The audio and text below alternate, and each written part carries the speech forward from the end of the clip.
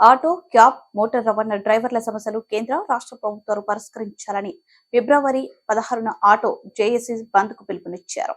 హైదరాబాద్ హిమాయత్ నగర్ లో ఏఐటీయూసీ కార్యాలయంలో గోడ పత్రికను ఆవిష్కరించిన తెలంగాణ రాష్ట్ర motor transport vehicle joint action committee అనంతరం transport JAC convener B Venkatesh మాట్లాడుతూ కేంద్ర ప్రభుత్వం తీసుకొచ్చిన మోటార్ వాహనాల చట్టం 2019ని హిట్ అండ్ రన్ చట్టాన్ని రద్దు చేయాలని డిమాండ్ చేశారు. గత 10 ఏండ్ల నుండి పెరగని ఆటో, క్యాబ్ మీటర్ ఛార్జీలను పెంచాలని, రవాణా కార్మికులకు సంక్షేమ బోర్డును ఏర్పాటు చేసి మహాలక్ష్మి పథకం ద్వారా ఆర్టీసీ బస్సులలో మహిళలకు ఉచిత ప్రయాణం కల్పించడం వలన నష్టపోయిన ఆటో డ్రైవర్లను ఆదుకోవాలని, గ్రేటర్ హైదరాబాద్ లో కొత్త ఆటో పర్మిట్లు 50 ఏండ్ల నిండిన రవాణా రంగ కార్మికులకు వృద్ధాప్య పింఛన్లు ఇవ్వాలని, ఆటోలకు ప్రభుత్వమే ఉచిత ఇన్సూరెన్స్ ప్రవేశపెట్టాలని, అక్రమంగా తిరుగుతున్న ఓలా, ఊబర్, రాపిడో టూ వీలర్లను నిషేధించాలని, ఆటో, క్యాబ్ డ్రైవర్లకు ఉచిత యాప్ను ప్రభుత్వమే ఏర్పాటు చేయాలని విజ్ఞప్తి చేశారు.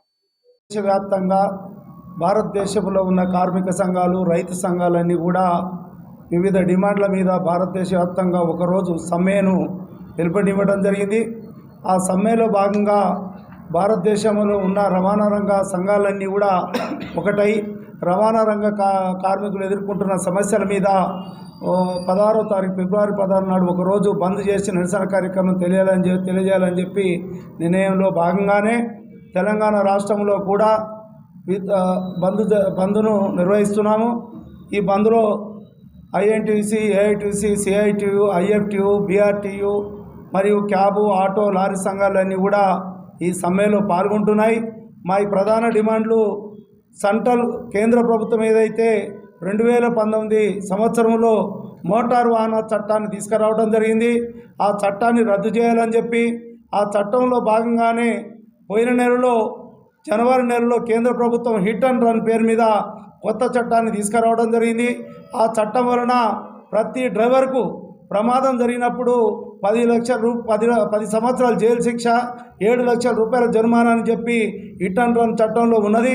ఆ చట్టం కనుక అమలైనట్టయితే భారతదేశంలో ఉన్న డ్రైవర్లందరూ కూడా ఇబ్బంది పడే సమస్య ఉంది. కాబట్టి వెంటనే ఆ చట్టాన్ని రద్దు చేయాలని చెప్పి, అదేవిధంగా రాష్ట్ర ప్రభుత్వానికి సంబంధించి మొన్ననే ఏదైతే మహాలక్ష్మి పథకం అని చెప్పడం జరిగిందో, ఆ మహాలక్ష్మి పథకం ద్వారా ఆర్టీసీ బస్సులలో ఉచిత ప్రయాణం అని చెప్పి మహిళలకు ఉచిత ప్రయాణం కల్పించడం వలన ఆటో డ్రైవర్లకు, తెలంగాణలో ఉన్న ఆటో డ్రైవర్లందరూ కూడా ఇబ్బంది జరుగుతుంది, జీవనోపాధి పోతుంది. కాబట్టి ఆటో డ్రైవర్లందరూ కూడా ఆదుకోవాలని చెప్పి, అదేవిధంగా గత 10 సంవత్సరాల నుంచి కూడా ఆటో, క్యాబ్ ఛార్జీలు పెరగలేదు.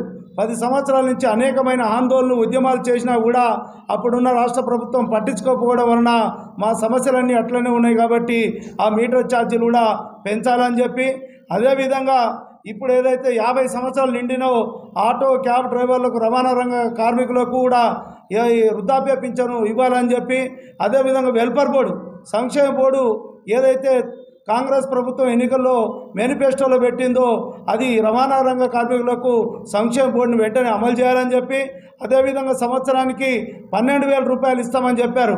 ఆ 12,000 రూపాయలను కూడా వెంటనే అమలు చేయాలని చెప్పి, గ్రేటర్ హైదరాబాద్లో ఆటో డ్రైవర్లకు పర్మిట్లు ఇవ్వాలని చెప్పి, తదితర డిమాండ్ల పరిష్కారం కోసం 16వ తారీఖు నాడు ఒకరోజు తెలంగాణ రాష్ట్ర వ్యాప్తంగా కూడా ఆటో, క్యాబ్, లారీ మొత్తం రవాణా రంగ కార్మికులందరూ కూడా సమ్మె చేసి, బంద్ చేసి రాష్ట్ర వ్యాప్తంగా కేంద్ర రాష్ట్ర ప్రభుత్వాలు ఏదైతే కార్మిక వ్యతిరేక విధానాలు అవలంబిస్తున్నారో ఆ విధానాలకు నిరసన తెలియజేయాలని చెప్పి మా జేఏసీ నిర్ణయించడం జరిగింది.